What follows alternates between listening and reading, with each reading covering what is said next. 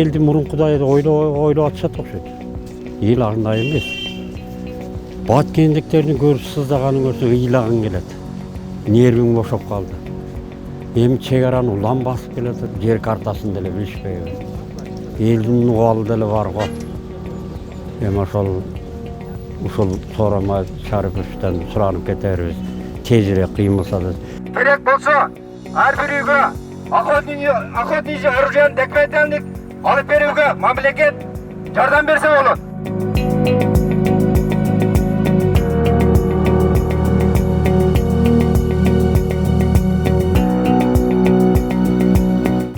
Алдай өрбей, реалдуу адамдарга баргыла деген талап биринчи. Делимитация, демаркация комиссиянын жумушун ачыктагыла деген талап. Толук болбосо дагы эмнелер болуп атканын айтылсын депчи. Анткени кабарсыз экен да, маалымат жок. Баткен элинде маалымат жок, кайсы жерде эмне болуп атканынчы. Сүйлөшүүлөрдө кандай сүйлөшүү болуп атат, Тажикстан тарап менен кандай чечим келип атат, эч кимде эч кандай маалымат жок.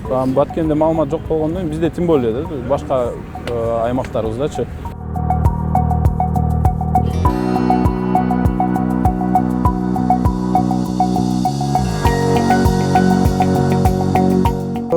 Тажикстан тарабынан 100% провокация болуп атса дагы бүгүнкү күндө ошол биз жактан эч кандай чара көрүлбөгөн бизди өкүндүрөт.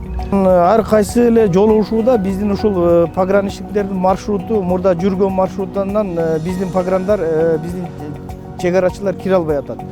Ошонун жыйынтыгында биз артка чегинүү эле позициясында туруп атабыз да, Жеңиш Оразаковдун ар бир сүйлөшүүнөн кийинчи. Ошон үчүн бизди өкүндүрөт. Анан биздин дагы единственный баягы Лейлек жана Баткен районунун айылдык кеңештеринин депутаттарынын талабы ушул Жеңиш Оразаковдун кызмат ордун бошотуп, анын ордуна бир бекем сүйгөн, өзүнүн позициясында бекем турган адистерди коюп бергиле деп талап кылганбыз да. Баткен Лейлек району, Баткен 3 айыл өкмөтү сүлүктүү болуп, 200 миңден ашык калк жашайт ошол жерде. 2100дөн ашык калктын кызыкчылыгын ойлойбузбу же бензин солярка саткан байлардын кызыкчылыгын ойлойбузбу? Ошол жердеги кыргыздарга үйгө участок берсе, кыргыздар уже салып өздөрүн коргойт эле да. Биздин эң эле жөнөкөй чечиле турган маселебиз ошол. Ошол жерге эле элге үйлөрдү берсе, участок жер тилкелерин.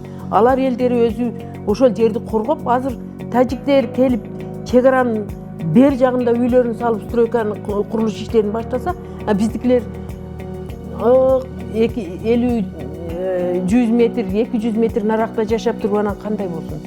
Коюш керек. Болбосо мен өткөндө дагы айттым, бүт май ташыган немени кан буугандай бууш керек, 3 ай чек араны жаап койсун. Бардыгы чөгөлөп келет. Эң эле жеңил механизм ушул.